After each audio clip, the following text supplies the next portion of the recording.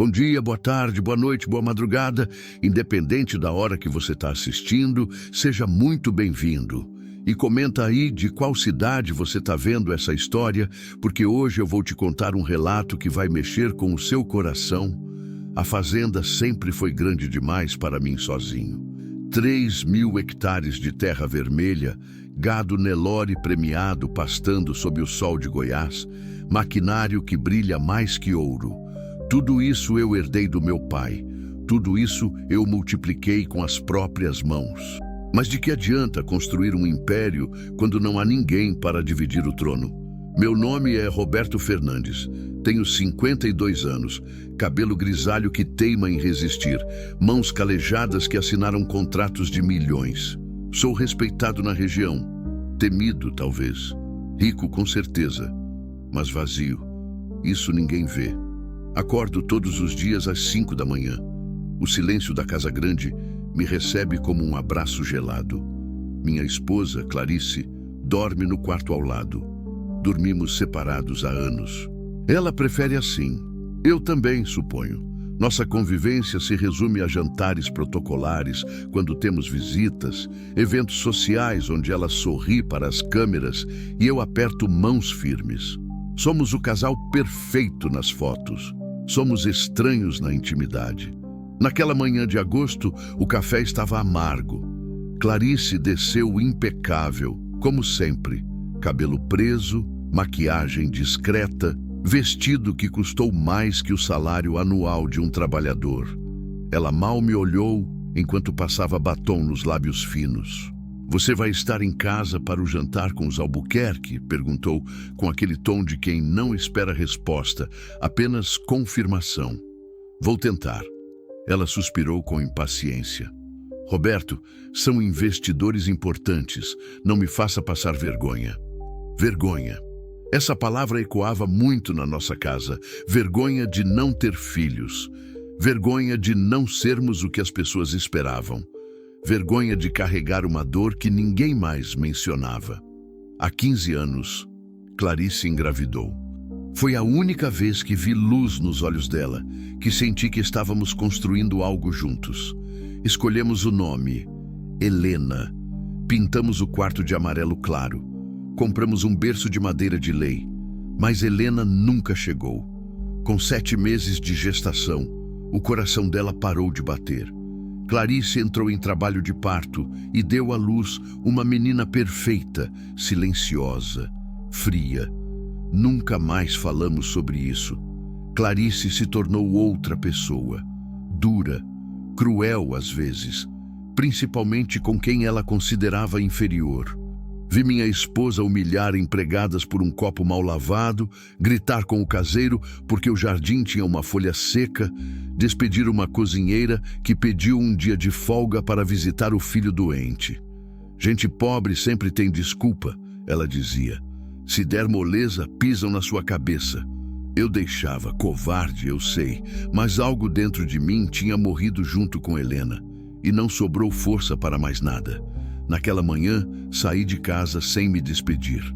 A caminhonete levantou poeira na estrada de terra que corta a fazenda.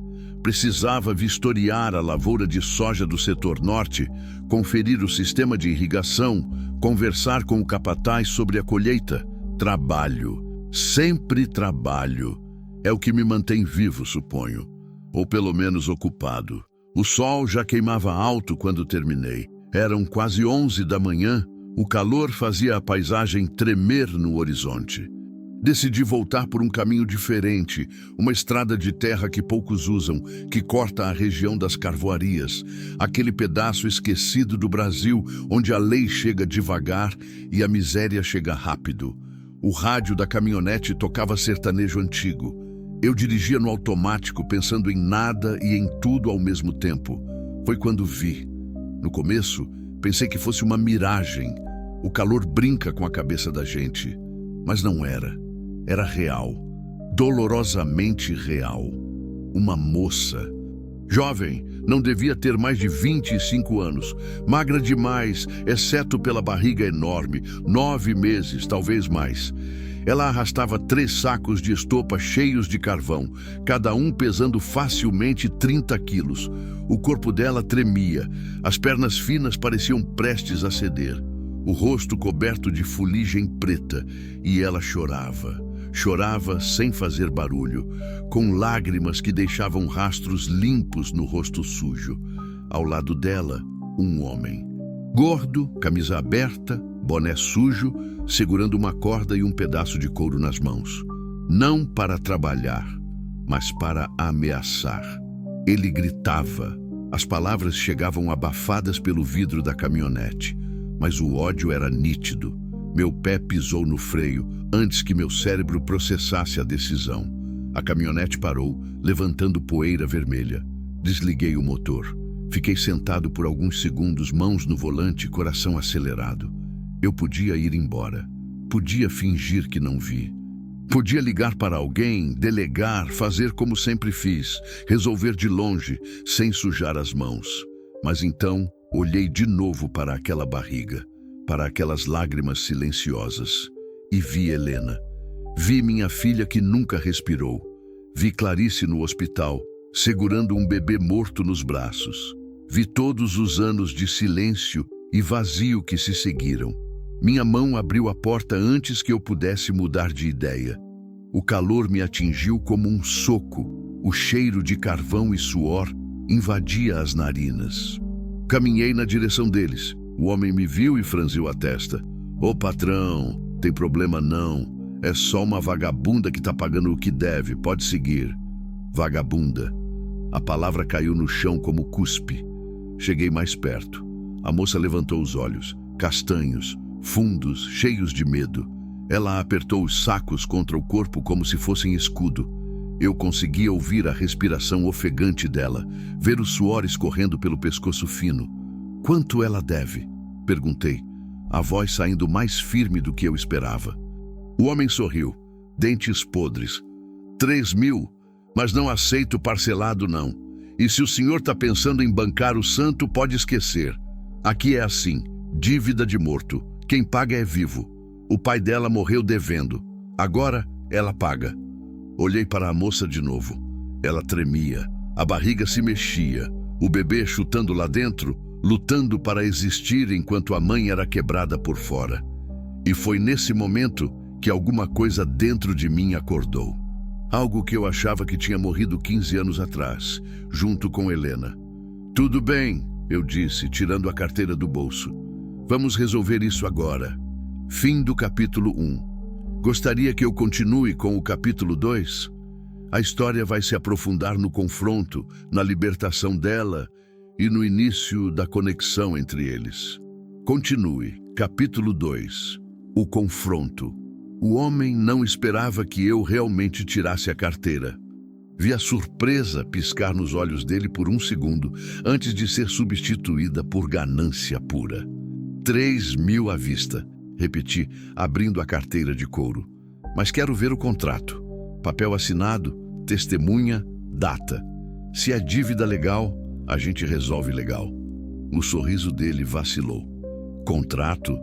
Que contrato, chefe? Aqui não é banco, não. É palavra de homem. Então não é dívida, respondi, guardando a carteira devagar. É extorsão. O ar ficou pesado. Ele deu um passo na minha direção, o pedaço de couro balançando na mão direita. Era mais alto que eu, mais largo também, mas eu tinha uma coisa que ele não tinha. Anos de experiência lidando com gente que tenta intimidar para conseguir o que quer. Cuidado com as palavras, patrãozinho. O senhor pode ter dinheiro, mas aqui quem manda sou eu. E essa vagabunda aí me deve. Se não pagar com trabalho, paga de outro jeito. Ele olhou para a barriga dela com um sorriso nojento. Senti o sangue ferver. Fazia muito tempo que eu não sentia raiva de verdade. Não aquela raiva fria de reuniões de negócios, mas raiva quente, visceral, que queima por dentro. Peguei o celular do bolso. O que você está fazendo? Ele rosnou. Ligando para o meu advogado. respondi, já discando. E depois para a Polícia Federal. Trabalho análogo à escravidão, exploração de pessoa em situação vulnerável, ameaça, cárcere privado. Você vai precisar de um advogado muito melhor que o meu, coloquei no viva voz. O tom de chamada ecoou no silêncio da estrada. A moça me olhava agora com uma mistura de espanto e terror. Terror de que aquilo piorasse, talvez. Ela não sabia que eu não tinha mais nada a perder. Doutor Mendes. A voz do meu advogado saiu clara do telefone. Estou na estrada das Carvoarias, região da Fazenda Santa Rita. Encontrei uma situação de trabalho escravo. Gestante de 9 meses sendo forçada a carregar carvão. Preciso que você anote tudo o que eu vou dizer e já prepare uma denúncia formal. O homem tentou arrancar o celular da minha mão. Eu dei um passo atrás, mantendo o telefone longe do alcance dele. Se encostar em mim ou nela, falei olhando direto nos olhos dele. Isso vira agressão física registrada em ligação com testemunha. Aí não é mais polícia local, é federal. E eu tenho os contatos. Não era blefe. Eu realmente tinha. Anos financiando campanhas, participando de leilões beneficentes, jantares com deputados e senadores.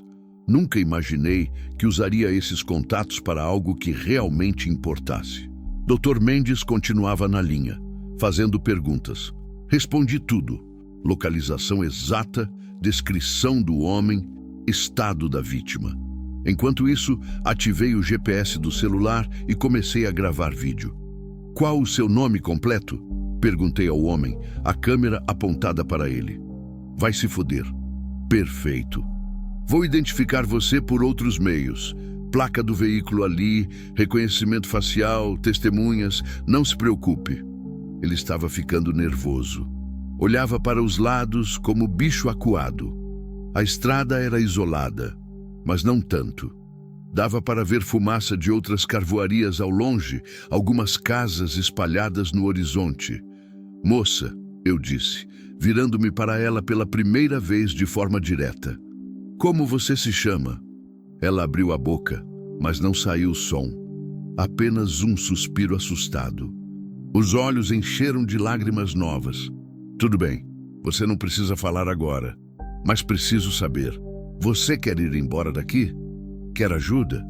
Ela olhou para o homem, depois para mim, depois para os sacos de carvão no chão. A mão dela foi instintivamente para a barriga, um gesto de proteção tão antigo quanto a humanidade. E então ela assentiu. Um movimento pequeno de cabeça, mas foi o suficiente. Ela não vai a lugar nenhum, o homem grunhiu. Não antes de pagar. Ela não te deve nada, retruquei. Mas você vai dever muito para o Estado brasileiro em alguns minutos. Liguei para a Polícia Federal. Sim, eu tinha um número direto. Usei mais vezes do que gostaria de admitir para resolver problemas de fiscalização, documentação, importação de equipamentos. Nunca para algo como aquilo. Enquanto o telefone chamava, liguei também para o Marcos, meu capataz. Marcos, preciso que você venha até a Estrada das Carvoarias. Traga o Severino e o João. E traga câmera, gravador, o que tiver. É urgente. Tá acontecendo alguma coisa, patrão? Sim, e vai ficar registrado. Vem rápido. Desliguei. O homem estava claramente em pânico agora. Ele percebia que tinha subestimado a situação. Provavelmente estava acostumado a fazer aquilo sem consequências. Provavelmente já tinha feito com dezenas de outras pessoas. Provavelmente ia continuar fazendo se alguém não parasse. Hoje, esse alguém era eu. Olha, ele tentou mudar o tom, forçando um sorriso amarelo. A gente pode resolver isso numa boa, né, patrão? Não precisa chamar polícia, fazer escândalo. O senhor paga os 3.000, leva a moça, todo mundo sai feliz. Não vai ter dinheiro, respondi. Você não vai ganhar 1 centavo por escravizar uma gestante, mas vai responder por isso. Cada dia que ela trabalhou aqui, cada saco que ela carregou, cada ameaça que você fez, tudo vai estar no processo. A viatura da Polícia Federal apareceu antes mesmo dos meus funcionários. 2 agentes desceram, já de colete à prova de balas, mãos próximas às armas. Eu nunca fiquei tão aliviado de ver polícia na vida. Expliquei tudo rapidamente. Mostrei o vídeo que tinha gravado, dei o nome do Dr. Mendes para eles confirmarem os fatos, expliquei sobre a denúncia formal que já estava sendo preparada. A moça estava sentada no chão agora, tremendo. Não de frio, o calor era insuportável, mas de choque, cansaço, medo acumulado. Pedi licença aos agentes e me ajoelhei ao lado dela. "Água", eu disse, oferecendo a garrafa que tinha na caminhonete. "Bebe devagar." Ela pegou com as 2 mãos trêmulas e bebeu como quem não via a água há dias. Talvez realmente não tivesse visto. Quando terminou, limpou a boca com as costas da mão suja e me olhou. "Por quê?" Ela sussurrou. A voz era rouca, quebrada. "Por que o Senhor parou?" Era uma pergunta simples.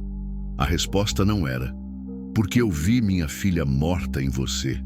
Porque meu casamento é um túmulo. Porque tenho 3 fazendas e nenhum motivo para acordar de manhã. Porque talvez, só talvez, salvar você me salve também." Mas eu não disse nada disso. "Porque era a coisa certa", respondi apenas. Os agentes estavam algemando o homem. Ele gritava sobre direitos, sobre advogados, sobre como eu ia me arrepender. Eu não ia. Pela primeira vez em 15 anos, tinha certeza absoluta de alguma coisa. Marcos chegou com o Severino. Pedi para eles documentarem tudo: os sacos de carvão, o estado da carvoaria, outros trabalhadores que víamos ao longe. Iríamos até as últimas consequências. "Ela precisa de hospital", eu disse aos agentes. "Gestante de 9 meses, desidratada, subnutrida, posso levá-la?" Eles trocaram olhares. Havia protocolos, burocracia, procedimentos. Mas também havia uma mulher grávida sentada na poeira vermelha de uma estrada esquecida, chorando em silêncio. "Leve ao hospital mais próximo", o agente mais velho disse. "Vamos precisar do depoimento dela depois, mas a saúde vem primeiro. Deixe seus contatos." Ajudei ela a levantar. Era leve demais para estar grávida de 9 meses. Ossos cobertos de pele e fuligem. Quando ela se apoiou no meu braço, senti o corpo dela tremer. "Consegue andar até a caminhonete?" Ela assentiu, mas quase caiu no primeiro passo. Peguei ela no colo sem pensar 2 vezes. Pesava menos que um saco de ração. Coloquei ela no banco do passageiro com cuidado, ajustei o cinto sobre a barriga. Ela não parava de olhar para trás, para o homem sendo colocado na viatura, como se não conseguisse acreditar que aquilo estava mesmo acontecendo. Entrei na caminhonete, liguei o ar-condicionado no máximo. Ela fechou os olhos quando o ar fresco bateu no rosto. "Hospital de Goiânia", eu disse. 40 minutos. Aguenta para mim?" Ela abriu os olhos e me olhou. Pela primeira vez, vi algo além de medo ali. Algo parecido com esperança. "Meu nome é Ana", ela disse baixinho. "Ana Clara." "Roberto", respondi estendendo a mão. "Prazer em conhecer você, Ana Clara." Ela olhou para a minha mão estendida como se fosse a coisa mais estranha do mundo. Talvez fosse.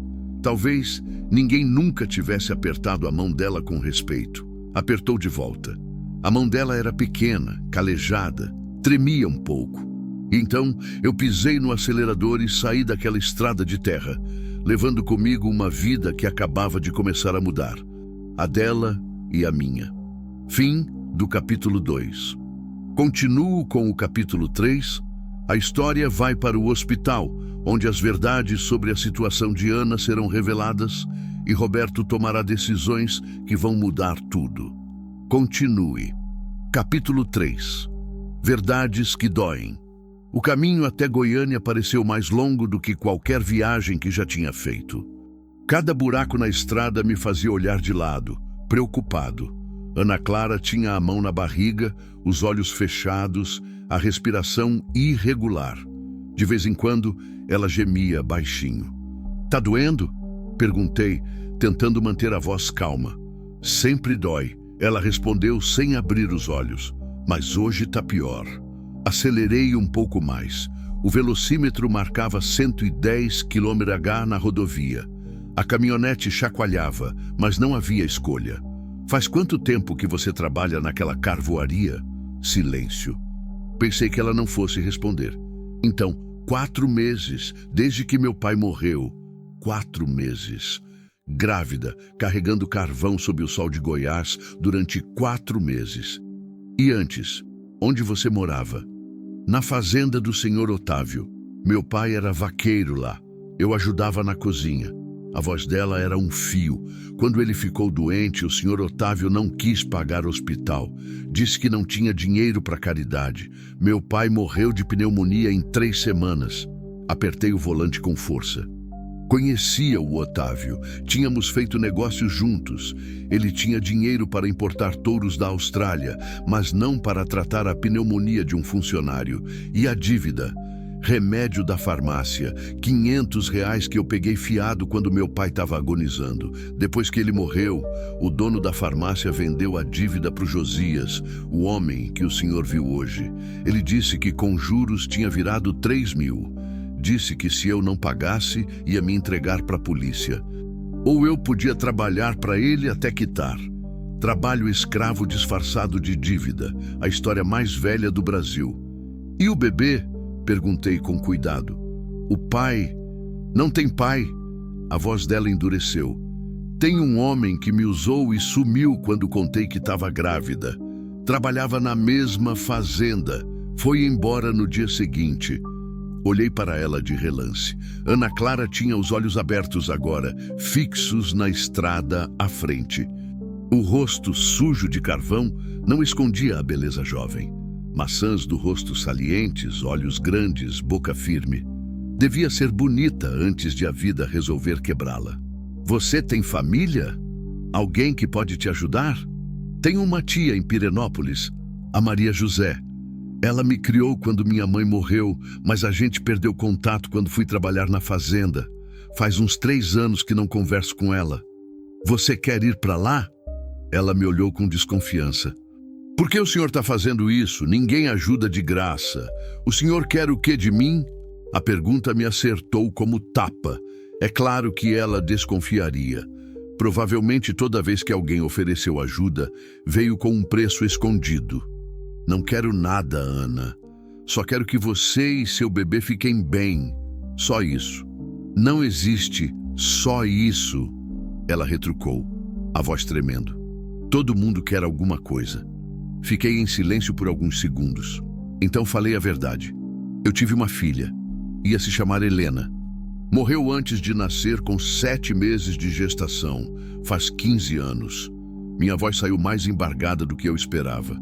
Quando te vi hoje carregando aqueles sacos, grávida, vi o que poderia ter sido. Vi a chance de fazer o certo dessa vez. Ana Clara ficou quieta. Então quase inaudível. Sinto muito. Pela sua filha. Eu também. Entramos em Goiânia pelo acesso norte. O hospital regional ficava a 10 minutos dali. Peguei o celular e liguei direto para o doutor Ramalho, obstetra que tinha tratado Clarice durante a gravidez de Helena. Ele atendera minha esposa no particular, mas também trabalhava no regional. Doutor Ramalho Roberto Fernandes, preciso de um favor urgente. Expliquei a situação rapidamente. Ele não fez perguntas desnecessárias. Traga ela direto para a emergência. Vou estar esperando. Quando chegamos ao hospital, Dr. Ramalho já estava na porta com uma cadeira de rodas e 2 enfermeiras. Ana Clara tentou sair sozinha da caminhonete, mas as pernas cederam. Segurei ela antes que caísse. Com calma, deixa eles cuidarem de você agora. Sentaram ela na cadeira. Uma das enfermeiras começou a fazer perguntas. Nome completo, idade, data da última menstruação, histórico médico. Ana respondia com voz fraca. 23 anos, último pré-natal há 5 meses. Nenhuma vacina, nenhum exame recente. Levaram ela para dentro. Tentei seguir, mas uma enfermeira barrou meu caminho. O senhor é o pai da criança? Não, sou um amigo. Ela me olhou de cima a baixo. Roupa de fazendeiro, bota suja de terra, cara de quem não dormia direito há anos. Então precisa ficar na sala de espera. Vamos examinar ela primeiro. Fiquei ali parado como idiota, vendo as portas duplas se fecharem. O corredor do hospital cheirava a desinfetante e doença. Tinha gente esperando em cadeiras de plástico, mães com crianças no colo, velhos curvados, gente com cara de dor. Sentei numa das cadeiras, peguei o celular. Tinha 7 chamadas perdidas de Clarice. Merda. O jantar com os Albuquerque. Disquei de volta. Ela atendeu no segundo toque. Onde você está? A voz dela era gelo cortante. No Hospital Regional de Goiânia. Pausa. Então, o quê? Você tá bem? O que aconteceu? Pela primeira vez em anos, ouvi preocupação genuína na voz dela. Durou 3 segundos. Estou bem, mas não vou conseguir ir no jantar. Roberto, que diabos está acontecendo? Você me liga de um hospital e diz que não vem no jantar como se fosse qualquer coisa? Encontrei uma moça grávida sendo explorada numa carvoaria. Trouxe ela para o hospital. É grave. Silêncio do outro lado. Um silêncio pesado, carregado. Você trouxe uma estranha para o hospital? Sim. E vai perder um jantar de negócios por causa disso? Sim. Roberto... Ela respirou fundo. Eu podia imaginar a cena. Clarice na sala de estar, dedos apertando o telefone, tentando controlar a raiva. Você enlouqueceu? Que diferença faz a vida de uma ninguém qualquer? Você tem responsabilidades, compromissos. Algo dentro de mim estourou. Responsabilidades? Clarice, uma mulher grávida de 9 meses, estava sendo escravizada, carregando carvão, desidratada, quase em trabalho de parto. E você me pergunta que diferença faz. Não é problema seu. Chama a polícia, uma assistente social, sei lá, mas não precisa você pessoalmente se envolver com essa gentalha. Gentalha. A palavra queimou. Não vou discutir isso agora. Avisa os Albuquerque que tive uma emergência. Inventa o que quiser. Você vai se arrepender disso, Roberto. Vai perder um negócio de milhões por causa de uma vagabunda que... Desliguei. Pela primeira vez em 15 anos de casamento, desliguei o telefone na cara da minha esposa. E me senti bem por isso. Fiquei na sala de espera por 2 horas. Não conseguia parar de andar de um lado para o outro. Peguei café da máquina 3 vezes. Tentei ler alguma revista velha que estava na mesinha, não consegui me concentrar. Finalmente, o Dr. Ramalho saiu. A expressão dele era séria. Roberto, podemos conversar? Levantei num pulo. Ela tá bem? O bebê tá bem? Vamos com calma. Senta. Sentamos num canto mais reservado. Ele tirou os óculos, limpou com a ponta do jaleco. A situação da Ana Clara é delicada. Ela está com anemia severa, desidratação avançada, desnutrição. A pressão arterial está muito baixa. O bebê mostra sinais de sofrimento fetal, batimentos cardíacos irregulares, movimentação reduzida. Senti o estômago apertar. Ela vai perder o bebê? Não necessariamente, mas ela precisa ficar internada. Precisa de hidratação intravenosa, transfusão de sangue, monitoramento constante e tem mais uma coisa. Ele hesitou. Fala. Ela está com início de trabalho de parto, contrações irregulares, mas presentes. Com o estado de saúde dela, não podemos esperar muito. Se o trabalho de parto evoluir, vamos ter que fazer cesárea de emergência. Mas ela está fraca demais para uma cirurgia. É um risco enorme. Então, o que a gente faz? Estabilizamos ela. Fortalecemos o máximo possível nas próximas 48 horas e rezamos para dar tempo. Ele me olhou sério. Roberto, você conhece ela de onde? É parente? Não. Encontrei ela hoje sendo explorada numa carvoaria. Trabalho escravo mesmo. Ele balançou a cabeça, indignado. Brasil do século XXI, murmurou. Olha, legalmente, ela não tem plano de saúde, não tem como pagar internação. O hospital vai atender porque é emergência, mas eu pago. As palavras saíram antes que eu pensasse. Tudo que for necessário, exames, cirurgia, medicação, quero o melhor tratamento possível. Dr. Ramalho sorriu de canto. Imaginei que você fosse dizer isso. Vou preparar os papéis. Posso ver ela? Pode, mas rapidinho. Ela precisa descansar. Entrei no quarto. Era um quarto compartilhado com 4 leitos. Ana Clara estava no mais próximo da janela. Havia uma bolsa de soro no braço dela, um monitor de pressão apitando baixinho. Ela estava acordada, olhando para o teto. Quando me viu, tentou sentar. Fica deitada, eu disse, puxando uma cadeira para perto da cama. O bebê... A voz dela falhou. Ele tá vivo? Tá. E vai continuar. Mas você precisa ficar internada uns dias. Precisa de transfusão de sangue, tratamento. Não tenho dinheiro para isso. Eu sei, eu vou pagar. Ela me encarou. Os olhos castanhos estavam úmidos. Por quê? Por que o senhor está fazendo tudo isso? Era a segunda vez que ela perguntava. Dessa vez, eu tinha uma resposta melhor. Porque você merece, porque seu bebê merece e porque eu posso. Simples assim. Uma lágrima escorreu pelo rosto dela. Limpou rapidamente com as costas da mão. Ninguém nunca foi bom comigo de graça. Então tá na hora de alguém ser. Ficamos em silêncio por alguns segundos. Então ela perguntou: sua esposa, ela sabe que o senhor tá aqui? Sabe. Não tá muito feliz com isso. Vou trazer problema pro senhor. Deixa eu me preocupar com isso. Ana fechou os olhos. Parecia exausta. Eu estava levantando para sair quando ela segurou meu braço. A mão dela era fraca, mas o gesto era firme. Obrigada. Ela sussurrou. Obrigada por me ver. Por me ver. Não obrigada por me ajudar. Obrigada por me ver. Como se ela tivesse passado tanto tempo invisível que simplesmente ser vista já era um milagre. Descansa agora, eu disse com um nó na garganta. Tô aqui. Não vou embora. Ela adormeceu segurando minha mão. Fim do capítulo 3. Continuo com o capítulo 4. A história vai se aprofundar na recuperação de Ana, no conflito crescente com Clarice e nos sentimentos que começam a nascer entre Roberto e Ana. Continue. Capítulo 4. Quando tudo muda. Passei a noite no hospital. Não planejei isso. Simplesmente não consegui sair. Ana dormia inquieta, gemendo baixinho a cada contração. As enfermeiras entravam de hora em hora para checar os sinais vitais, trocar a bolsa de soro, ajustar o monitor. Cada vez que o aparelho apitava mais rápido, meu coração disparava junto. Por volta das 3 da manhã, ela acordou assustada, ofegante. Levantei da cadeira onde tinha cochilado. Calma. Tá tudo bem. Você tá no hospital, lembra? Ela olhou ao redor, desorientada.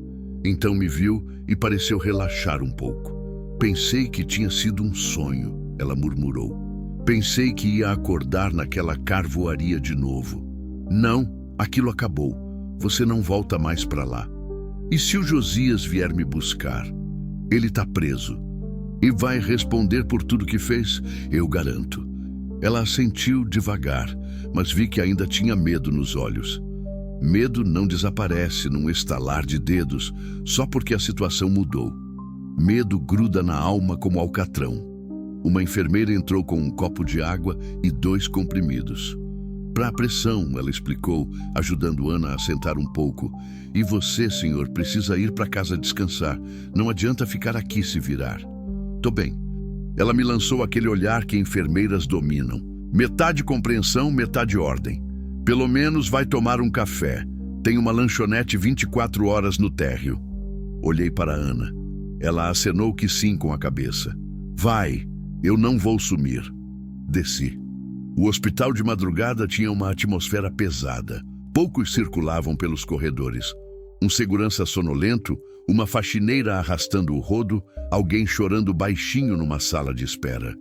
A lanchonete era apenas um balcão, com um rapaz entediado vendo vídeos no celular. Pedi café e um pão de queijo. Sentei numa mesa de fórmica amarela, grudenta, com cigarro queimado na borda. Peguei o celular. 17 mensagens de Clarice. Não abri nenhuma. 3 de Dr. Mendes, meu advogado. Confirmação da denúncia protocolada, mandado de busca e apreensão nas carvoarias, lista de trabalhadores resgatados. Pelo menos aquilo estava andando. Tinha uma mensagem de Marcos, meu capataz. Patrão, a dona Clarice ligou aqui procurando o senhor. Estava muito nervosa. Disse para eu avisar que o senhor está fazendo besteira. Que história é essa? Suspirei. Teria que lidar com Clarice em algum momento. Mas não agora. Não quando tinha uma mulher grávida no quarto andar, lutando para não perder o filho. Bebi o café. Aguado, morno, horrível. Mas era cafeína, e era isso que importava. Quando voltei para o quarto, Ana estava acordada. Uma auxiliar de enfermagem trocava o lençol da cama ao lado, que estava vazia. A moça que estava aqui teve alta, Ana me contou quando sentei. Sorte dela. Sua hora também vai chegar, só precisa ficar forte. Forte. Ela repetiu a palavra como se testasse o sabor. Faz tempo que não me sinto forte. Você carregou carvão grávida de 9 meses, sob um sol de 40 graus. Se isso não é força, não sei o que é. Ela sorriu pela primeira vez. Foi breve, quase imperceptível, mas estava lá. É diferente. Aquilo era só sobreviver. Não é a mesma coisa que ser forte. Sobreviver já é ser forte, Ana. O sol começou a raiar por volta das 5:30. A luz dourada entrou pela janela do quarto, iluminando o rosto dela.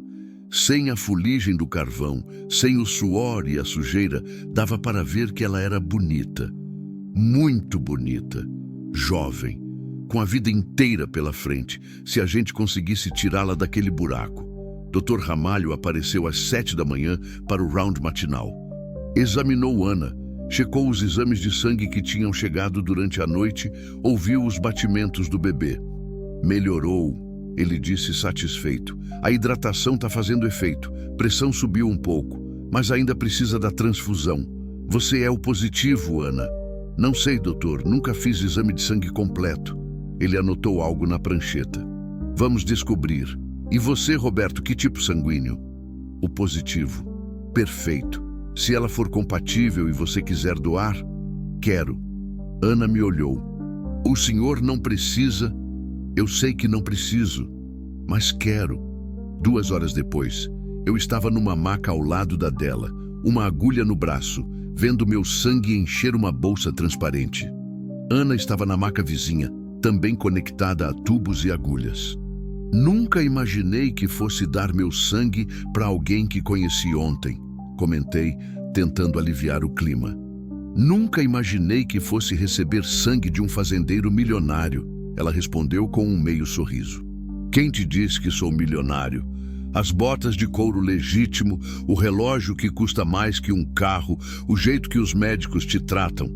Não é difícil saber. Inteligente, observadora.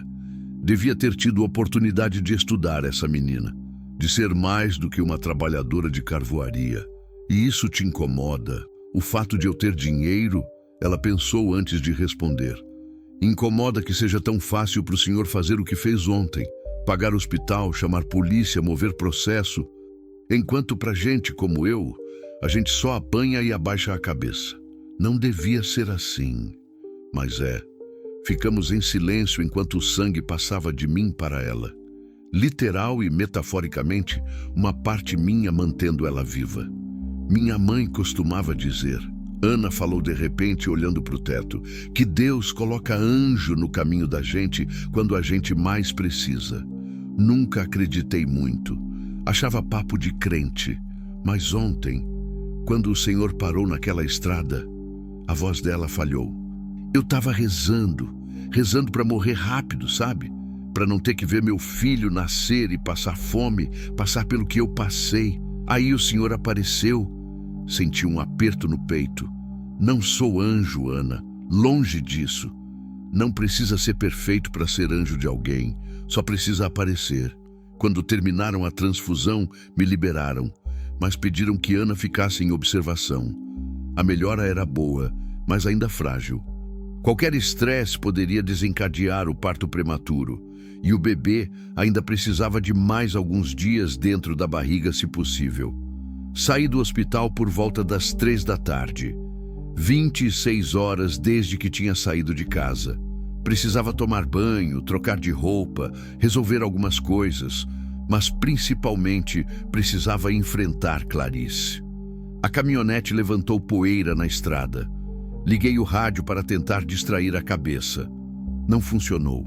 Só conseguia pensar em Ana, naquele quarto de hospital, sozinha, com medo de que tudo aquilo fosse temporário, com medo de que eu fosse embora e nunca mais voltasse. Cheguei na fazenda no meio da tarde. A casa grande estava em silêncio. Silêncio demais. Clarice costumava ouvir música clássica enquanto lia ou bordava. Hoje não tinha som nenhum. Abri a porta devagar. Ela estava sentada na sala de estar, ereta como sempre, as mãos cruzadas no colo. Usava um vestido bege, discreto, elegante. Os cabelos presos num coque perfeito. Maquiagem impecável, mas os olhos dela queimavam. "Bem-vindo", ela disse, a voz gelada. Ou devo dizer, "Bem-vindo de volta da sua nova missão humanitária. Clarice, eu sei que você tá brava, mas..." "Brava?" Ela levantou devagar. "Brava é pouco, Roberto. Você me humilhou ontem. Tive que cancelar o jantar com os Albuquerque na última hora. Inventei que você tinha tido uma crise de pedra nos rins. Sabe o constrangimento que passei? Uma mulher grávida estava morrendo. E daí?" Ela explodiu. "E daí, Roberto? O mundo tá cheio de gente morrendo, cheio de gente passando fome, sendo explorada, sofrendo. Você não pode salvar todo mundo, não é sua obrigação. Mas posso salvar ela, e isso já é alguma coisa." Clarice deu uma risada sem humor. "Você tá se iludindo. Sabe o que vai acontecer? Você vai gastar dinheiro, tempo, energia com essa moça. Ela vai ter o bebê. Você vai se sentir herói por uns dias. E aí, ela volta para a vida dela, esquece que você existe e você fica aqui, na mesma fazenda vazia, no mesmo casamento morto." As palavras eram lâminas afiadas e acertavam porque tinham verdade. "Talvez", eu disse devagar, "mas pelo menos eu tentei. Pelo menos fiz alguma coisa que presta." "Alguma coisa que presta", ela repetiu venenosa. "E eu, 15 anos ao seu lado, 15 anos aguentando este silêncio, esta casa, este inferno disfarçado de casamento. Isso não é alguma coisa que presta?" "Clarice..." Tentei me aproximar. "Não..." Ela levantou a mão, me impedindo. "Não vem com pena. Não suporto sua pena. Você quer saber a verdade, Roberto? Eu te odeio. Odeio acordar e te ver. Odeio jantar na mesma mesa. Odeio fingir que somos um casal feliz para as visitas. Mas eu aguentei. Aguentei porque essa é minha vida, esta fazenda, este sobrenome. E você encontra uma vagabunda grávida na estrada e de repente vira santo? Não me fala que é ódio, Clarice. É desprezo. Você me despreza. E eu deixei você me desprezar todos esses anos porque achei que era o que eu merecia. Mas não mereço. Não mais. Ah, agora cresceu coragem?" Ela deu um passo à frente. "Por causa de uma qualquer que... Cuidado." Minha voz saiu baixa, mas firme. "Muito cuidado com o que vai falar." Clarice me encarou. Talvez tenha visto algo no meu rosto que nunca tinha visto antes. Talvez tenha percebido que alguma coisa tinha mudado de verdade. "Você está apaixonado por ela?" ela disse, mais constatação que pergunta. "Não." Respondi rápido demais. "Eu mal conheço ela." Mentiroso. Clarice sorriu, mas era um sorriso triste. "Eu te conheço há 18 anos, Roberto. Sei quando você mente. Vi nos seus olhos agora quando você defendeu ela. Você não me defenderia assim, nem se eu tivesse morrendo." E ela tinha razão. Deus me perdoe, mas ela tinha razão. "Não sei o que sinto", admiti cansado. "Só sei que pela primeira vez em 15 anos, acordei com vontade de fazer alguma coisa, vontade de ser útil, de importar para alguém." "E eu?" A voz dela rachou. "Eu não importo?" Pela primeira vez, vi lágrimas nos olhos de Clarice. Lágrimas de verdade, não de raiva ou manipulação. "Você parou de importar quando desistiu de nós", eu disse baixo. "Quando transformou nosso luto em guerra. quando decidiu que era mais fácil me culpar do que me ter como aliado. Você nunca quis falar sobre Helena, porque você nunca deixou. Cada vez que eu tentava, você fechava a cara, saía da sala, mudava de assunto. Estávamos gritando agora. 15 anos de silêncio explodindo de uma vez. Eu não conseguia, Clarice berrou, as lágrimas escorrendo. Não conseguia falar sobre ela sem morrer um pouco, sem lembrar que ela estava dentro de mim e de repente não estava mais, que meu corpo virou caixão. Ela caiu no sofá soluçando. Fiquei parado, sem saber o que fazer. Parte de mim queria abraçá-la. Parte de mim queria sair daquela sala e nunca mais voltar. A gente perdeu nossa filha, eu disse devagar. Mas depois a gente perdeu um ao outro. E isso a gente escolheu. Clarice olhou para mim com os olhos inchados. Então o que você quer? Divórcio? A palavra ficou suspensa no ar. Divórcio, o fim oficial do que já tinha acabado há anos. Não sei, respondi com honestidade. Não sei o que eu quero. Só sei que não posso mais viver assim, fingindo, morrendo aos poucos. E ela, a moça do hospital, ela faz parte do que você quer? Pensei em Ana, no jeito que ela tinha segurado minha mão antes de dormir, no modo como tinha dito, obrigada por me ver. Na fragilidade e na força que coexistiam naquele corpo pequeno. Não sei, repeti, mas sei que preciso ajudá-la. Preciso terminar o que comecei. Clarice limpou as lágrimas, recuperando a compostura aos poucos. Faça o que quiser, Roberto. Sempre fez mesmo, mas não venha depois dizer que não avisei. Essa história não vai ter final feliz. Gente como nós não tem final feliz com gente como ela. O mundo não funciona assim. Subi para o quarto. Tomei o banho mais longo da minha vida, deixando a água quente lavar 26 horas de hospital, estrada e confronto. Troquei de roupa. Fiz uma mala pequena. Quando desci, Clarice não estava mais na sala. Deixei um bilhete. Vou ficar uns dias em Goiânia. Preciso resolver isso. A gente conversa depois. Voltei para a caminhonete. Voltei para a estrada. Voltei para o hospital. Voltei para Ana. Fim do capítulo 4. Continuo com o capítulo 5. A história vai explorar o nascimento do bebê, a conexão emocional crescente entre Roberto e Ana e as decisões difíceis que ambos terão que tomar. Continue. Capítulo 5. Renascimento. Voltei para o hospital quando já escurecia. O céu de Goiânia estava pintado de laranja e roxo, aquele tipo de pôr do sol que parece promessa, ou despedida, nunca sei direito. Comprei flores no caminho, margaridas brancas, simples. Não queria parecer que estava tentando impressionar, apenas, sei lá, apenas queria que ela soubesse que tinha pensado nela. Quando entrei no quarto, Ana estava sentada na cama, de camisola hospitalar, os cabelos molhados. Finalmente, tinham deixado ela tomar banho. Parecia outra pessoa, mais jovem, mais leve, quase frágil. Ela sorriu quando me viu. Pensei que não fosse voltar. Prometi que voltava. Gente, promete muita coisa. Entreguei as flores. Ela pegou como se fossem feitas de cristal, cheirou devagar, os olhos fechando por um segundo. Faz anos que ninguém me dá flores. Então tá mais que na hora. Sentei na cadeira ao lado da cama. Ela colocou as flores no copinho d'água que tinha na mesinha. Como você tá se sentindo? Melhor, bem melhor.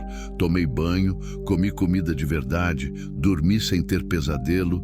Parece que voltei a ser gente. Ela olhou para mim com curiosidade. E o senhor? Foi para casa? Fui. Não deu muito certo. A esposa? Assenti. Ela não gostou muito da minha nova vocação de salvador de donzelas. Ana deu uma risada baixa. Eu não sou donzela e não preciso ser salva, só precisava de uma chance. Então é isso que eu tô te dando, uma chance. Ficamos conversando até tarde. Ana me contou mais sobre a vida dela, a infância no interior, a mãe que morreu de câncer quando ela tinha 12 anos, a tia que a criou em Pirenópolis, a mudança para a fazenda do Sr. Otávio aos 18. Contou sobre o pai. homem quieto, trabalhador, que nunca reclamava mesmo quando a vida apertava. Ele costumava dizer que homem não chora. Ela disse, a voz baixa.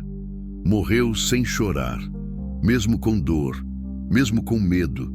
Só segurava minha mão e dizia que ia ficar tudo bem. Você estava com ele quando aconteceu? Tava, sozinha, de madrugada. Ele pediu água, dei, ele sorriu, disse obrigado e foi, simples assim, como se dormir fosse. Ela limpou uma lágrima que insistiu em cair. Sinto muito, eu disse, e era verdade. Sinto pela sua filha também. Helena, né? Bonito nome. Era o nome da avó da Clarice. Ela era como?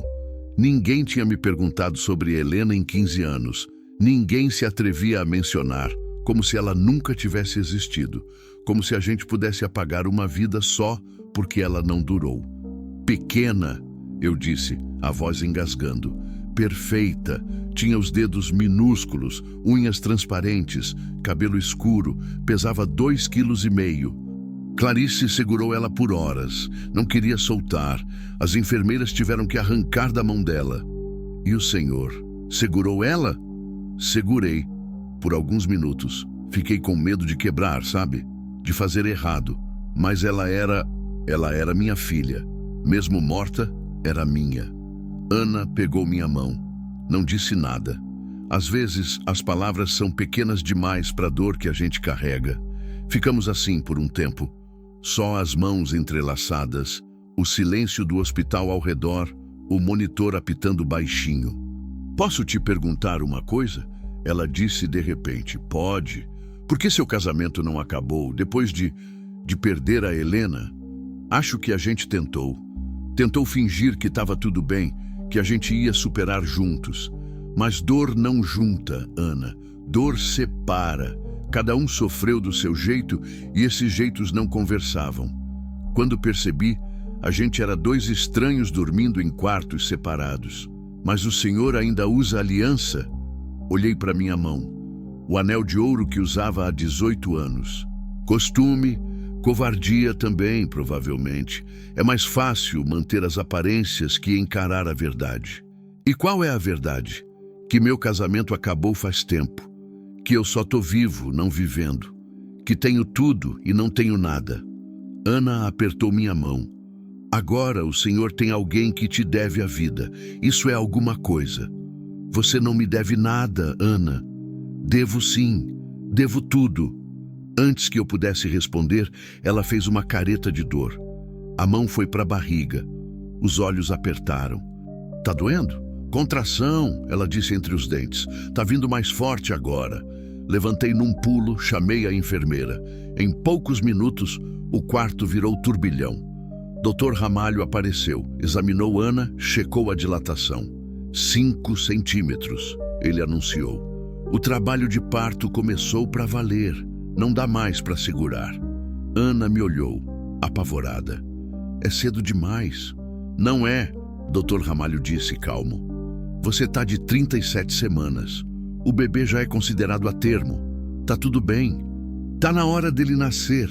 Eles começaram a preparar ela para ir para o centro cirúrgico, cesariana, mais seguro considerando o estado dela. Ana segurou meu braço. Não me deixa sozinha. Por favor. Não vou deixar. Senhor Fernandes, a enfermeira disse, o senhor não pode entrar na cirurgia. Não é parente. Eu sou o que ela tem, respondi, firme. Então, ou eu entro, ou vocês vão ter que me tirar à força. Dr. Ramalho suspirou. Deixa ele entrar, veste ele, mas fica quieto e não desmaia. Me vestiram com roupas cirúrgicas, aquelas verdes com máscara, touca, tudo. Parecia fantasia, mas não era. Era real, terrivelmente real. Levaram Ana na maca. Segurei a mão dela o caminho todo. Ela tremia. Não sei se de frio ou de medo. Provavelmente os dois. No centro cirúrgico, colocaram ela na mesa. Anestesia na coluna. Um pano dividindo o corpo dela ao meio. Ela não podia ver o que iam fazer. Só sentir. Me sentei ao lado da cabeça dela. Segurei a mão dela com as 2 minhas. Eu tô aqui, repeti. Tô aqui, Ana, não vou sair. Tô com medo. Eu sei, eu também. Mas vai dar certo. Vai ver. Dr. Ramalho começou o procedimento. Não olhei. Mantive os olhos fixos em Ana, no rosto dela, nas lágrimas que escorriam pelas têmporas, na mão apertando a minha como se fosse a única coisa segurando ela no mundo. Só mais um pouquinho, o doutor disse. Quase lá. E então, um choro. Não o choro de Ana.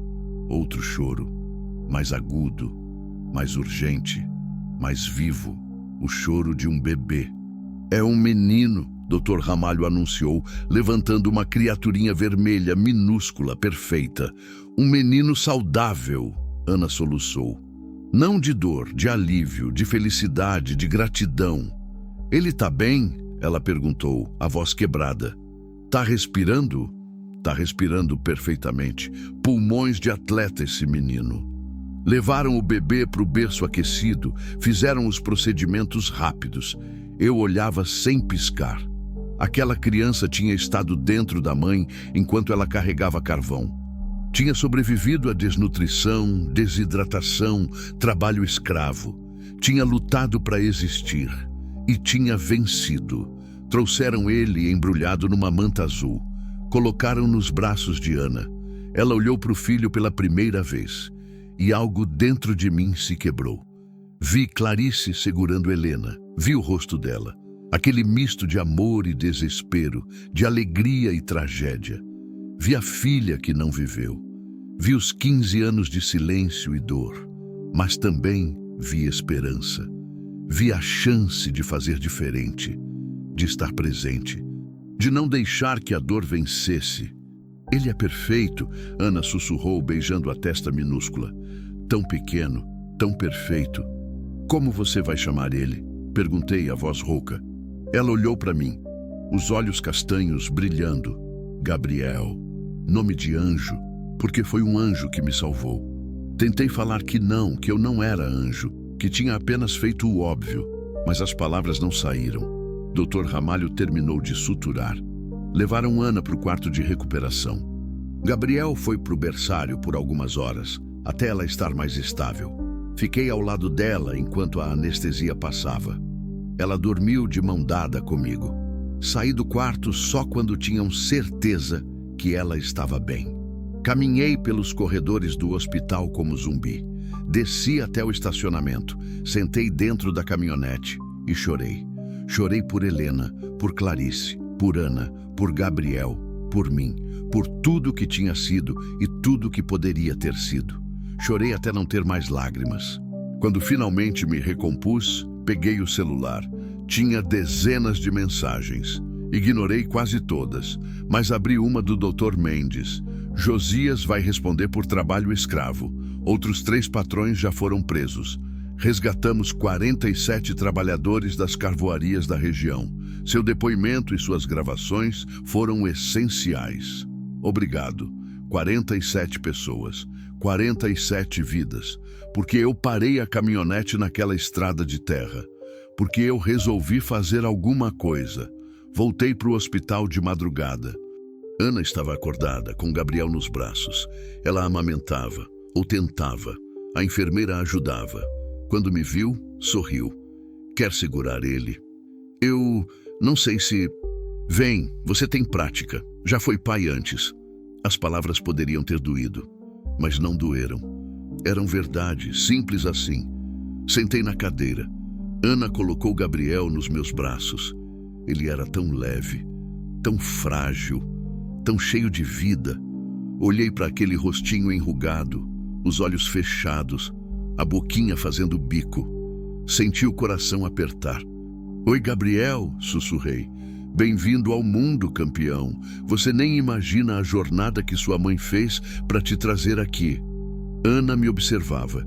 Tinha algo diferente no olhar dela. Algo que não tinha visto antes.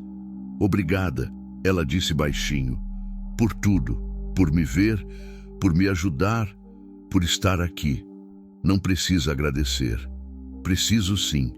Porque eu acho que estou começando a entender. O Senhor não estava só me salvando, estava se salvando também. As palavras me acertaram em cheio. Porque era verdade. Porque aquela moça de 23 anos, que tinha perdido tudo e ainda assim tinha encontrado força para carregar uma vida dentro dela, tinha me ensinado mais sobre coragem em 2 dias do que eu tinha aprendido em 52 anos. Acho que você está certa, admiti.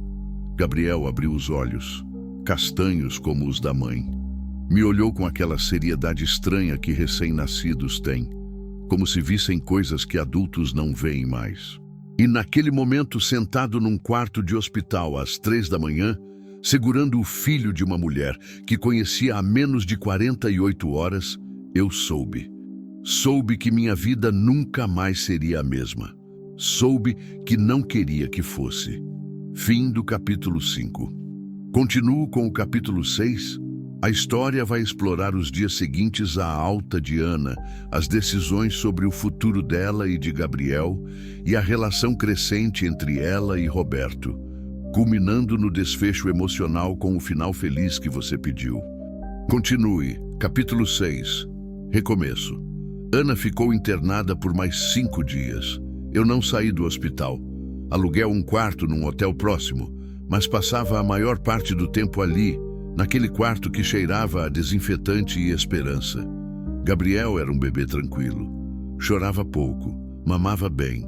Ana olhava para ele com um misto de amor e incredulidade, como se não acreditasse que ele era real, que tinha sobrevivido, que estava ali. Ele é forte, ela disse uma tarde, enquanto trocava a fralda dele. Mais forte que eu. Ele é forte porque você é forte, respondi. Ele vem de você. Ela sorriu, mas vi a preocupação nos olhos. Roberto. Era a primeira vez que ela me chamava pelo nome. Não senhor, não doutor. Roberto. O que vai acontecer quando a gente sair daqui? A pergunta que eu vinha evitando. Você disse que tem uma tia em Pirenópolis, né? A Maria José. Tenho, mas faz 3 anos que não falo com ela. Não sei nem se ela vai me receber. E com o bebê, então, a gente pode tentar. Posso levar você lá, conversar com ela. Ana balançou a cabeça, terminando de vestir Gabriel. E se ela não quiser? E se eu não tiver para onde ir? Respirei fundo. A pergunta que eu também vinha evitando. Então você fica comigo. Ela me olhou, os olhos arregalados. Como assim? Tenho uma casa de caseiro na fazenda. Tá vazia há meses. 3 quartos, cozinha, banheiro completo. Tem uma janela grande que pega sol de manhã. Seria perfeita para você e o Gabriel. Roberto, eu não posso aceitar isso. O senhor já fez demais.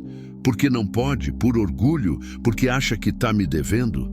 Ana, eu tenho 3 fazendas vazias. Tenho dinheiro que não uso. Tenho uma vida que não vivo. Deixa eu fazer isso. Deixa eu ajudar. E sua esposa, ela vai aceitar? Boa pergunta.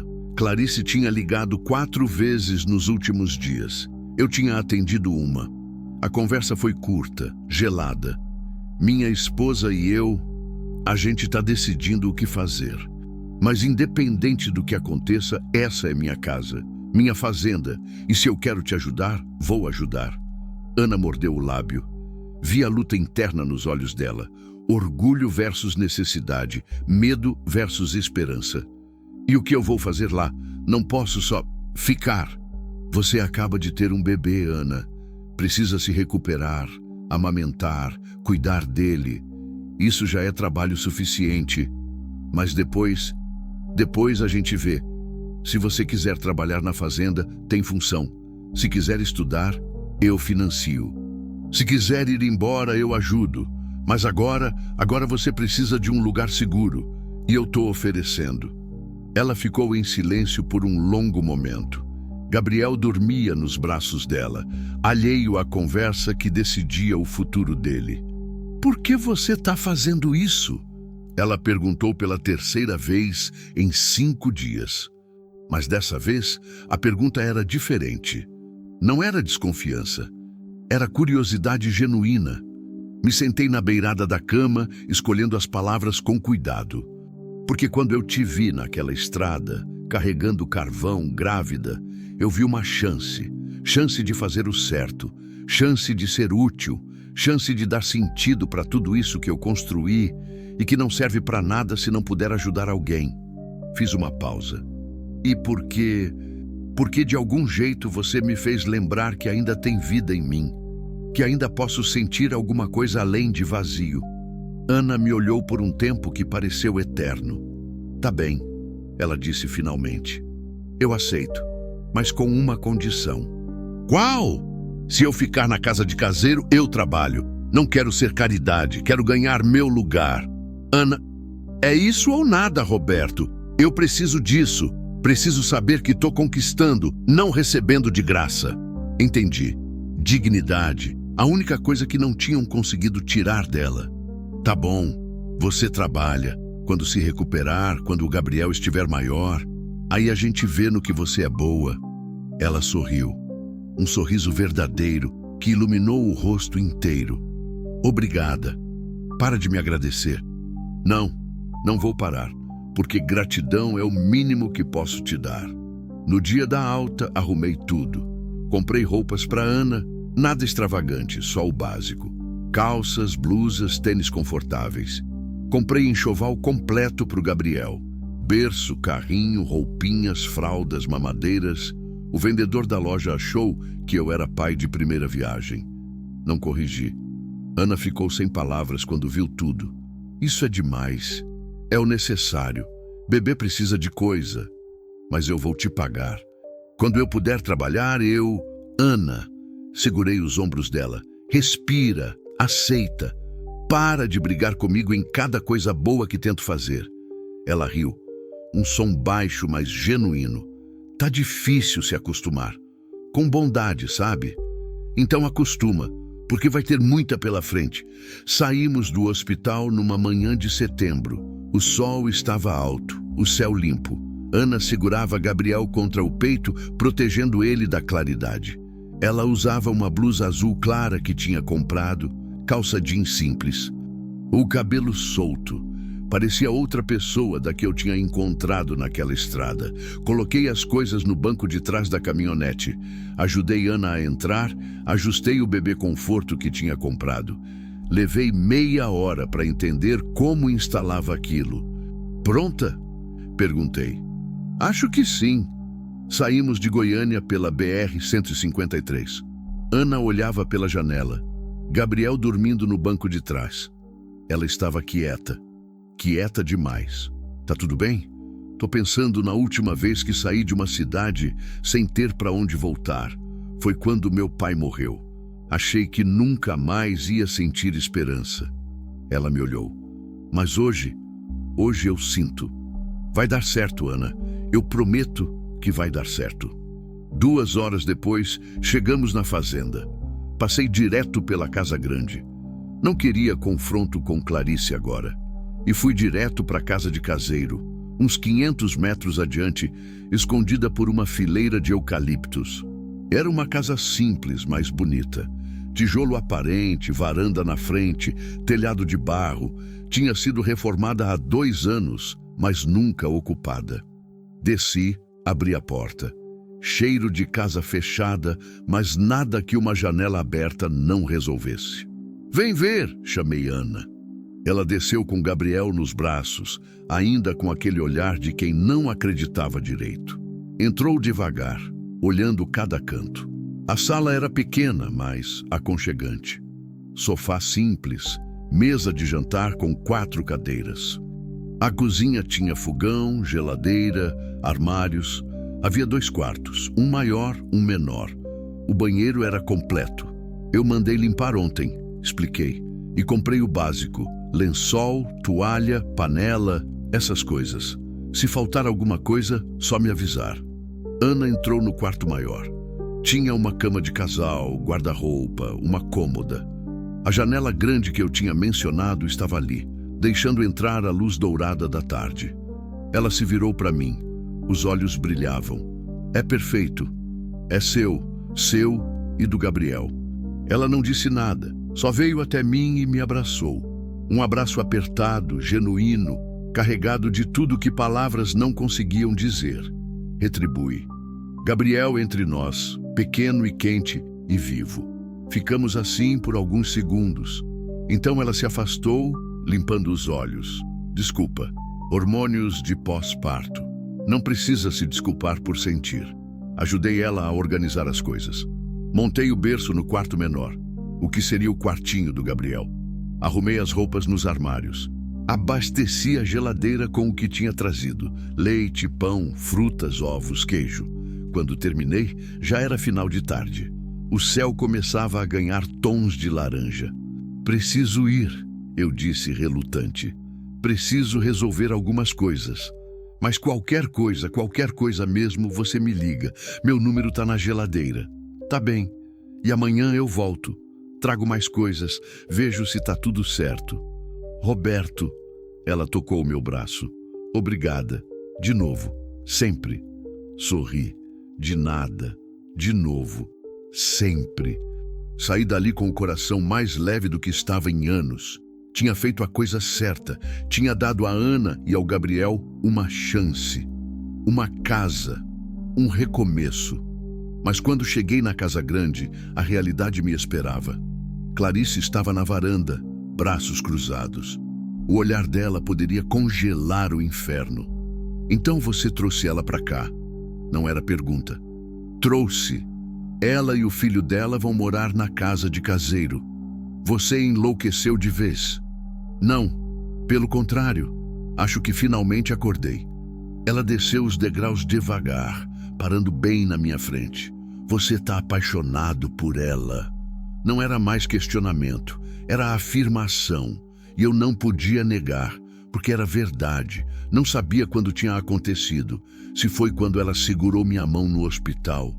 Se foi quando agradeceu por ser vista, se foi quando colocou Gabriel nos meus braços, ou se foi lá no começo, na estrada de terra, quando aqueles olhos castanhos, cheios de medo, me olharam como se eu fosse a última esperança. Mas era verdade. Talvez, eu disse baixo. Não sei ainda, mas sei que ela me fez sentir vivo de novo, e fazia tempo que eu não sentia isso. Clarice deu uma risada amarga. Patético. Um homem de 52 anos apaixonado por uma menina que poderia ser sua filha. Ela tem 23, Clarice. É adulta, não é criança. É pobre, é ignorante. É uma qualquer que... Cuidado. Minha voz saiu dura. Muito cuidado com o que vai falar. Aquela mulher sobreviveu a trabalho escravo grávida. Teve um filho sozinha. Tem mais coragem em um dedo do que você tem no corpo inteiro. Clarice me encarou. Eu vi quando algo se quebrou nela, quando ela percebeu que tinha perdido de verdade. Você escolheu ela. Não escolhi ninguém, Clarice. Só escolhi parar de morrer aos poucos. Se isso significa nos separarmos, então talvez seja isso que precise acontecer. Depois de 18 anos. 18 anos de quê? De aparências? De jantares falsos? De quartos separados? Clarice, a gente se perdeu faz tempo. A gente só estava com medo de admitir. Ela virou o rosto. Não queria que eu visse as lágrimas. Mas vi. Eu não sei viver sem você. Não é verdade. Você vive sem mim há anos. A gente só divide a mesma casa. E agora, o que você quer? Divórcio? Ficar com ela? Quero honestidade. Quero parar de fingir. Quero tentar ser feliz, mesmo que não saiba como ainda. Clarice limpou o rosto com as costas da mão. Faça o que quiser, sempre fez, mas não venha depois chorar quando ela te deixar, quando ela descobrir que pode ter mais, quando ela perceber que você é só um velho tentando reviver a juventude. Ela entrou em casa e bateu a porta. Fiquei ali, parado na varanda, vendo a noite cair sobre a fazenda. Parte de mim sentia culpa. Parte de mim sentia alívio. Peguei o celular e liguei para o Dr. Mendes. Preciso iniciar um processo de divórcio. Amigável se possível, mas firme. Ele não pareceu surpreso. Manda os papéis amanhã. Desliguei, olhei para a casa de caseiro no horizonte. Tinha uma luz acesa. Provavelmente Ana amamentando Gabriel, ou só olhando para ele dormir. e pela primeira vez em 15 anos, eu quis acordar no dia seguinte. Fim do capítulo 6. Vou fazer agora os capítulos finais, 7 e 8, onde vou trazer o desfecho emocional com Ana e Roberto juntos, a transformação completa de ambos e o final feliz. Continuo? Continue. Capítulo 7. Raízes novas. Os primeiros dias foram estranhos.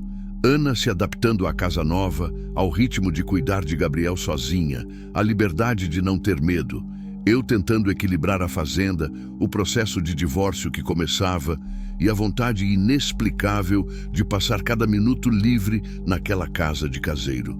Visitava todos os dias, sempre com uma desculpa: trazer leite, verificar se o chuveiro estava funcionando bem, ver se precisava de alguma coisa.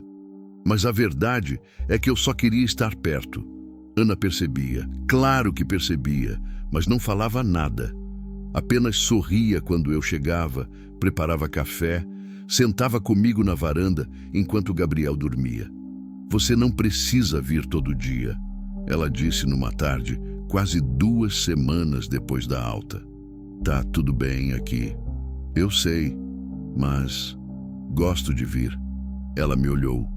Aquele jeito dela de olhar direto, sem enfeite. Por quê? Porque aqui eu respiro. Porque aqui eu não preciso fingir. E na casa grande? Na casa grande eu sou o Roberto Fernandes, dono de terras, homem de negócios, marido de fachada. Aqui eu sou só Roberto. Ela segurou a xícara de café com as 2 mãos. E quem é o Roberto? Ninguém tinha me feito essa pergunta em décadas. Não sei mais. Acho que estou tentando descobrir. Gabriel chorou lá dentro. Ana se levantou, mas eu a detive. Deixa eu ir. Você acabou de sentar. Entrei no quarto. Gabriel estava acordando do sono, espreguiçando, fazendo aquelas caretinhas que bebê faz. Peguei ele no colo com cuidado. Já tinha mais prática agora. E aí, campeão? Dormiu bem? Ele me olhou com aqueles olhos grandes, sérios. Bocejou. Trouxe ele para a varanda. Ana sorriu. Ele gosta de você. Fica calminho no seu colo. Bebê sabe reconhecer gente boa, brinquei. Então ele é esperto. Fiquei ali, Gabriel nos braços, Ana ao lado, o sol da tarde caindo sobre a fazenda. E pensei, isso é o que eu estava procurando sem saber. As semanas passaram, setembro virou outubro, a primavera chegou com força, pintando a fazenda de verde novo, flores amarelas nos ipês. Ana se recuperava rápido, a cor voltava para o rosto, o corpo ganhava força. Ela começou a ajudar com coisas pequenas, cuidava do jardim ao redor da casa, fazia doces para vender na cidade, organizava os documentos velhos do escritório que eu tinha pedido ajuda. Não precisa fazer isso, eu dizia. Preciso. Combinamos. Eu trabalho, mas não era só trabalho. Era ela criando raízes, transformando aquela casa em lar. Gabriel crescia rápido. Já sorria, já reconhecia vozes. Quando eu chegava, ele se agitava todo no colo da mãe. Ana ria. Acho que ele te ama mais que a mim. Impossível. Você é o mundo dele. Mas você é o herói dele. As palavras me acertavam toda vez. Herói. Eu, que tinha passado 15 anos sendo nada para ninguém. Clarice e eu quase não conversávamos. Ela tinha se mudado para o quarto de hóspedes. Falava comigo só por mensagem, via advogados. O divórcio caminhava. Lento, burocrático, mas caminhava. Ela sabe sobre a Ana? Ana perguntou uma noite. Estávamos na varanda de novo, nosso lugar favorito. Gabriel dormia lá dentro. A noite estava fresca, cheia de grilos cantando. Sabe? Ou desconfia. Dá no mesmo. E o que ela pensa? Que sou um velho patético apaixonado por uma moça jovem e pobre. Ana ficou quieta por um segundo. E você? O que você acha? Olhei para ela. Realmente olhei. O rosto dela iluminado pela luz amarela da varanda. Os olhos castanhos, profundos. A boca que sorria fácil agora. As mãos calejadas sobre o colo. Acho que Clarice está certa. Eu sou um velho apaixonado por uma moça jovem, mas ela tá errada na parte de ser patético, porque o que sinto por você não tem nada de patético. É a coisa mais real que senti em anos. Ana prendeu a respiração. Roberto, eu sei que é cedo. Sei que você passou por muita coisa. Sei que talvez nem sinta nada por mim além de gratidão. Mas eu precisava falar, porque guardar isso tá me matando.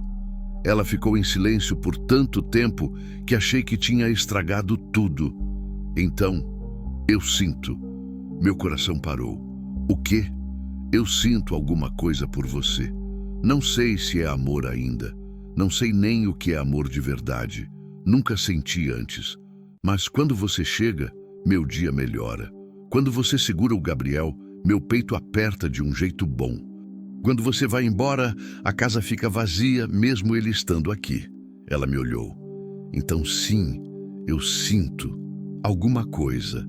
Não pensei, só agi. Me inclinei e beijei ela. Foi um beijo suave, cuidadoso, como se ela fosse feita de vidro, como se eu tivesse medo de quebrar o momento. Ela correspondeu, as mãos dela subindo para o meu rosto, os dedos calejados na minha barba por fazer. Quando nos separamos, ela estava chorando. Por quê? Sussurrei. Fiz errado? Não, fez certo. Certo demais. É só que ninguém nunca me beijou assim, com carinho, com cuidado, como se eu importasse. Você importa, Ana. Importa demais. Ela apoiou a testa na minha. Tenho medo. De quê? De acordar e descobrir que é mentira, que vai passar, que você vai cansar de mim e da minha vida complicada. Segurei o rosto dela com as duas mãos. Não é mentira, não vai passar, e sua vida não é complicada. É real. É a primeira coisa real que acontece comigo em 15 anos. Beijei ela de novo, mais firme dessa vez. Mais certo, e soube que não tinha volta. A notícia se espalhou rápido. Fazendeiro rico largando a esposa pela moça pobre que morava na casa de caseiro. Os olhares na cidade mudaram. Alguns de julgamento, outros de curiosidade, poucos de apoio. Não me importei. Ana se importava. As pessoas falam, ela disse uma manhã. Tínhamos ido juntos à cidade comprar coisas para o Gabriel. Vi os cochichos, os olhares. Deixa falar. Falam que sou aproveitadora, que armadilha você, que engravidei de propósito para pegar seu dinheiro. Parei no meio da calçada. Olha para mim. Esperei ela me encarar. Não me importa o que falam. Não me importa o que pensam. Eu sei a verdade. Você sabe. E é isso que importa. Mas sua reputação... Reputação? Ana, passei 52 anos construindo reputação. E sabe o que descobri? Reputação não aquece à noite, não faz você sorrir de manhã, não te faz querer acordar. Você faz, você e o Gabriel. Ela mordeu o lábio, mas sorriu. Você é teimoso. Aprendi com você. Dezembro chegou com chuvas fortes. A fazenda ficava verdinha, os pastos cheios. Gabriel completou 3 meses, gordo, saudável, sorridente. Ana tinha se tornado parte da fazenda. Os funcionários a respeitavam, gostavam dela. Ela ajudava na cozinha, organizava os documentos, cuidava do jardim principal, quando Clarice simplesmente abandonou tudo e foi morar com a irmã em São Paulo. A casa grande ficou vazia. Você devia morar lá, Ana disse numa tarde de chuva. Estávamos na casa de caseiro, Gabriel mamando, a chuva batendo no telhado. Por quê? Tá perfeito aqui. Mas é sua casa, sua fazenda. Era.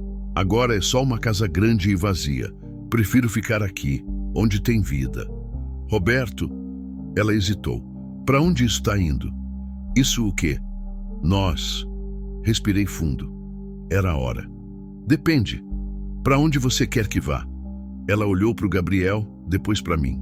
Quero um pai para o meu filho, de verdade. Não de sangue, mas de presença. Quero alguém que fique, que não suma quando ficar difícil. Eu fico. Quero alguém que me ame, não por pena, não por caridade, mas por quem eu sou. Eu te amo, Ana. Não por pena, não por caridade, por você. Pela mulher forte que carregou o impossível, pela mãe incrível que você é, pela pessoa que me fez voltar a viver. As lágrimas escorriam pelo rosto dela agora. Então casa comigo. O mundo parou. O quê? Casa comigo. Não agora, não amanhã. Mas quando você estiver livre de verdade, quando o divórcio sair, casa comigo. Seja pai do Gabriel, seja meu companheiro, meu amor, minha família. Não esperei nem um segundo. Sim, ela riu e chorou ao mesmo tempo. Sério? Mais sério que qualquer coisa na minha vida. Beijei ela ali, na sala pequena da casa de caseiro, enquanto a chuva caía lá fora e Gabriel dormia nos braços dela. E soube que tinha encontrado o que procurava sem saber. Família, lar, vida. Fim do capítulo 7. Agora vou fazer o capítulo 8 e final, trazendo o desfecho completo com o casamento, a transformação definitiva de Roberto, Ana como parte integral da fazenda e o fechamento emocional da história. Continue. Capítulo 8. Onde a estrada termina. O divórcio saiu em março, 7 meses depois daquele dia na estrada de terra. Clarice assinou os papéis sem drama, sem briga. Ficou com metade do patrimônio, justo. Ficou com a casa em São Paulo que tinha sido da família dela. Ficou com o silêncio que sempre preferiu. Na última conversa que tivemos, ela disse algo que me surpreendeu. Espero que você seja feliz, Roberto. De verdade, você merece. Você também merece, Clarice. Ela sorriu, um sorriso triste, mas genuíno. Talvez numa outra vida. Nessa aqui, acho que a gente já deu o que tinha que dar. E foi assim que 15 anos de casamento terminaram. Não com explosão, mas com um suspiro. Marquei o casamento para abril. Primavera em Goiás, quando tudo floresce. Ana queria algo simples. Sem festa grande, sem ostentação. Só a gente, o Gabriel, e quem realmente importa. Casamos na capela da fazenda. Pequena, de pedra, com vitrais coloridos que jogavam luz azul e vermelha no chão. Ana usava um vestido branco simples, até os joelhos, flores do campo no cabelo. Estava linda, não pela roupa, mas pelo jeito que sorria, pelo brilho nos olhos, pela felicidade que irradiava. Gabriel estava nos braços da tia Maria José, que Ana tinha reencontrado e feito as pazes. A tia chorava mais que todo mundo junto. Minha menina, ela repetia, minha menina merece. Os funcionários da fazenda estavam lá. Marcos, o capataz, foi meu padrinho. Severino levou a esposa e os filhos. Tinha gente da cidade também. Poucos, mas os que importavam. Dr. Ramalho veio. Dr. Mendes também. Quando o padre perguntou se eu aceitava a Ana como esposa, minha voz saiu firme. Aceito. Com tudo que sou. Quando perguntou a ela, Ana me olhou nos olhos e disse, aceito, para sempre. Trocamos alianças, simples, de ouro. Dentro da minha, Ana tinha mandado gravar. Você me viu. Dentro da dela, eu gravei. Você me salvou. Porque era verdade. Ela tinha me salvado tanto quanto eu tinha salvado ela. O beijo foi longo, caloroso, real. E quando nos viramos para sair da capela, de mãos dadas, Gabriel nos braços dela, senti que tinha finalmente chegado onde deveria estar. A festa foi na varanda da casa de caseiro, que agora era nossa casa. Mesa comprida com comida simples, arroz com pequi, galinhada, paçoca, doce de leite, cerveja gelada, refrigerante, suco, violeiros tocando sertanejo raiz. Ana dançou comigo. Gabriel dormia num carrinho ao lado, embalado pela música. Feliz? Perguntei, rodopiando ela devagar. Mais do que imaginei que fosse possível. Eu também. Marcos se aproximou com um copo de cerveja na mão. Patrão, digo, Roberto, queria fazer um brinde. Todos se reuniram ao redor. Marcos levantou o copo. Conheci o Roberto faz 15 anos. Vi ele construir essa fazenda, trabalhar até não aguentar, acumular riqueza. Mas nunca tinha visto ele sorrir de verdade, até conhecer a Ana. Ele olhou para ela. Você trouxe vida para essa terra, moça. Não só para ele, mas para todos nós. Porque quando o patrão tá bem, a fazenda inteira tá bem. Então brindo a vocês dois e ao Gabriel, que sejam muito felizes, que tenham saúde. E que nunca esqueçam de onde vieram. Todos gritaram, saúde, e beberam. Ana chorava, eu também um pouco. A noite foi chegando, os convidados foram embora aos poucos. Ficamos só nós três, eu, Ana e Gabriel. Sentamos na varanda, as cigarras cantavam. O céu estava cheio de estrelas, aquelas estrelas que só o interior do Brasil tem, brilhantes demais, infinitas. Lembra do dia que nos conhecemos? Ana perguntou, a cabeça no meu ombro. Como esquecer? Você carregando carvão, chorando, 9 meses de barriga. Eu rezava para morrer naquele dia, sabia? O comentário me apertou o peito. Sério? Sério. Não via saída. Achava que meu filho ia nascer para sofrer igual eu, que não tinha esperança. Ela levantou o rosto, me olhou. Aí você parou, uma caminhonete levantando poeira vermelha, e tudo mudou. Para mim também mudou, Ana. Eu estava morto por dentro, só funcionando. Você me fez querer viver de novo. Acha que foi destino? Pensei na pergunta. Nunca fui muito de acreditar em destino. Sempre achei que a vida era escolhas, trabalho, sorte. Mas aquele dia, acho que sim. Acho que eu tinha que estar naquela estrada naquele momento. E você tinha que estar lá também. Pra gente se encontrar, pra gente se salvar.